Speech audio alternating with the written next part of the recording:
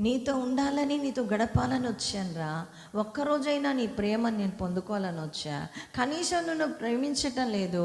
అంతేకాదు, నేను నిన్ను కనటం కంటే కూడా, నువ్వు నాకు పుట్టడం కంటే కూడా, నేను నీకు ఫోన్ అయి పుట్టుంటే బాగుండురా.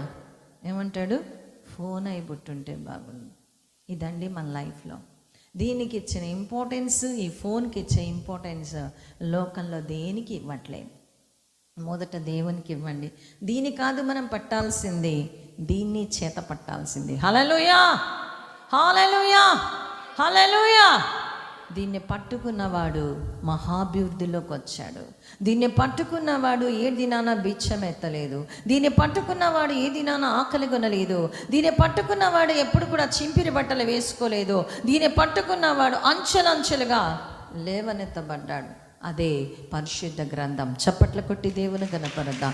ఈ పరిశుద్ధ గ్రంథాన్ని చేత పట్టినవాడు, పరిశుద్ధ గ్రంథంలో ఉన్న మాటలు గ్రహించిన వాడు, ఈయన్ని మొదటగా హత్తుకున్నవాడు ఎవరు కింద వారిగా ఉండలేరు, అందరూ పైవారిగానే ఉన్నారు. హల్లెలూయా.